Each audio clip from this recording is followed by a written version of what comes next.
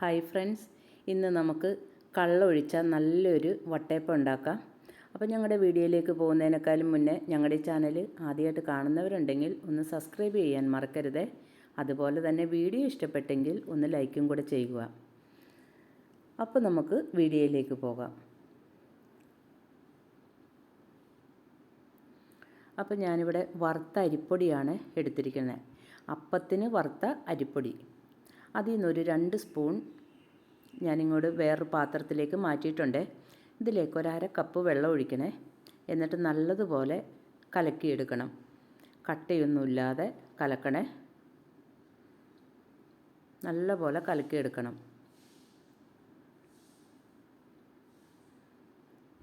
കട്ടയൊന്നും തീരെ ഉണ്ടാവരുത്.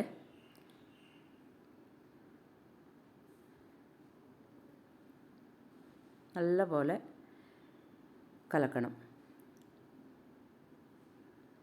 കട്ടയൊക്കെ ഇങ്ങനെ ഉടച്ചുടച്ച് ഇളക്കി കൊടുക്കണേ. ഇനി നമുക്കിത് അടപ്പത്തേക്ക് വെക്കാം. എന്നിട്ട് നല്ലപോലെ കുറുക്കിയെടുക്കണം. അപ്പോൾ ഈ കുറുക്കണ പൊടി നല്ലതുപോലെ ഒന്ന് വെന്ത് കിട്ടണേ. അപ്പോൾ നല്ലതുപോലെ കുറുകി വരും. ഇതിന് കപ്പി കാച്ചണം എന്നാണ് പറയണേ.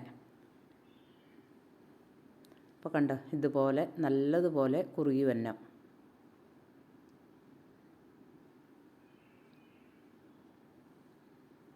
ഇടയ്ക്കിടയ്ക്ക് ഇളക്കി കൊടുക്കണേ. പൊടി ആയതുകൊണ്ട് അടിക്ക് പിടിക്കാൻ സാധ്യതയുണ്ട്. അപ്പോൾ ഇനി നമുക്കിത് ഇറക്കാം. ഇറക്കി ഞാനൊരു പാത്രത്തിൽ ഇത്തിരി വെള്ളം വെച്ചിട്ടുണ്ട്. അതിലേക്കാണ് ഇറക്കി വെച്ചിരിക്കുന്നത്. പെട്ടെന്നൊന്ന് ചൂടാറി കിട്ടാൻ വേണ്ടിയിട്ട്. എന്നിട്ടൊന്ന് ഇളക്കി കൊടുത്താൽ മതി. അപ്പോൾ പെട്ടെന്ന് ചൂടാറി കിട്ടും.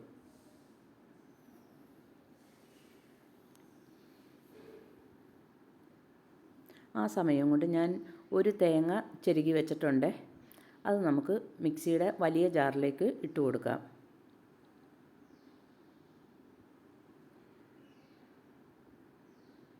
അധികം വലിപ്പമില്ലാത്ത തേങ്ങയാണ്.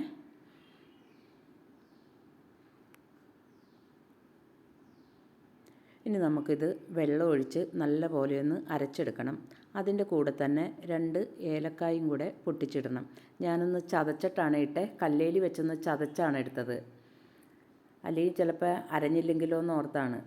അരഞ്ഞില്ലെങ്കിൽ ഇങ്ങനെ കറുത്ത മണി പോലെ കിടക്കും. അപ്പോൾ 2 എണ്ണം ഇട്ടിട്ടുണ്ട്. ഒത്തിരി ഇടണ്ട. ഇതിലേക്ക് 1/2 കപ്പ് വെള്ളം ഒഴിക്കണം. എന്നിട്ട് നല്ല പോലെ ഒന്ന് അരച്ചെടുക്കണേ.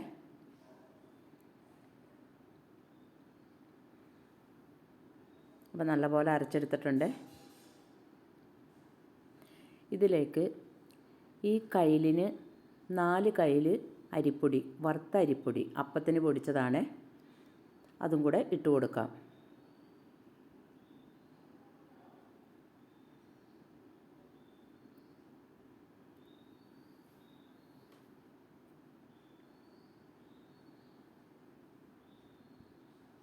എന്നിട്ടിതിലേക്ക് ഞാനിവിടെ 1 ഗ്ലാസ് കള്ളാണ് എടുത്തിരിക്കുന്നത്. തെങ്ങിൻ്റെ കള്ളാണ്. 1 ഗ്ലാസ് നിറച്ചെടുത്തിട്ടുണ്ട്. അതും കൂടെ ഒഴിച്ചു കൊടുക്കണം.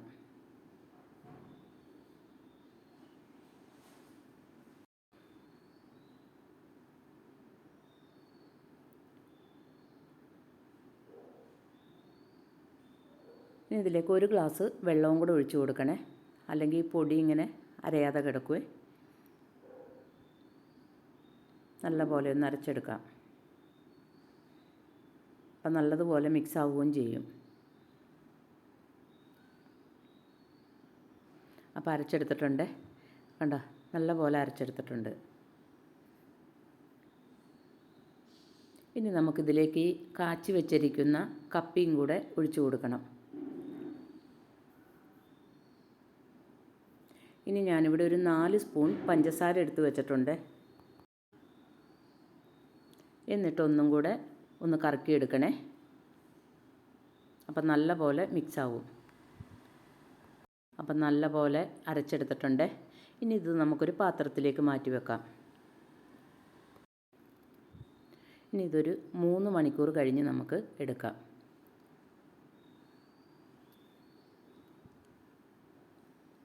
നമുക്ക് അടച്ചു വെക്കാം.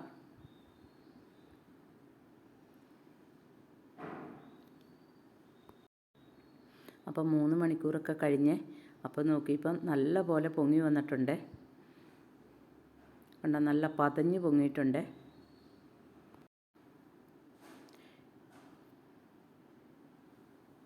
ഒന്ന് ഇളക്കി കൊടുക്കാം.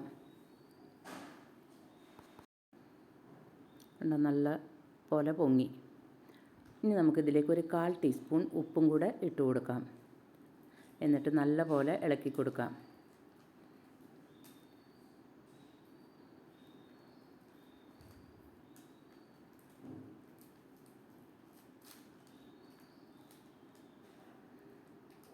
അപ്പം ഞാനൊരു ഊണ് കഴിക്കുന്ന പാത്രമാണ് എടുത്തിരിക്കണേ. അതിലേക്ക് ഒരല്പം വെളിച്ചെണ്ണ ഒഴിച്ചു കൊടുത്തിട്ടുണ്ട്. അതെല്ലാ ഭാഗത്തേക്കും ഒന്ന് പറ്റിക്കൊടുക്കാം. എല്ലാ ഭാഗത്തും സൈഡിലൊക്കെ പറ്റണേ.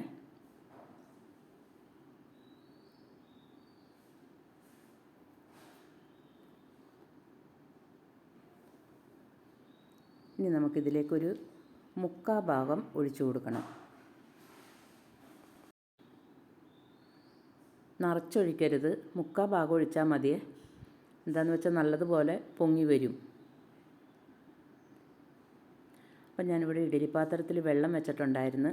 വെള്ളമൊക്കെ നല്ലപോലെ തിളച്ചിട്ടുണ്ട്. അതിലേക്ക് വെച്ച് കൊടുക്കാം. ഇനി ഒരു 10 മിനിറ്റ് ഇവിടെ ഇരുന്ന് നല്ലതുപോലെ വേവട്ടെ. അപ്പോൾ നമുക്ക് ഇടയ്ക്കൊന്ന് തുറന്ന് നോക്കാം. 10 മിനിറ്റൊക്കെ ആയിട്ടുണ്ട്. ഇനി നമുക്കിത് എടുത്ത് മാറ്റാം. ഞാനൊരു ചട്ടകം പിടിച്ചിട്ടാണ് എടുത്ത് മാറ്റണേ. എന്നിട്ടൊന്ന് പതുക്കെ പിടിച്ചു കൊടുത്താൽ മതി. ഇനി ഇത് നല്ലതുപോലെ ചൂടാറണം. ചൂടാറിയിട്ടേ ഇത് എടുക്കാവുള്ളൂ. ചൂടാറിയില്ലെങ്കിൽ ഇത് പൊട്ടിപ്പോകും.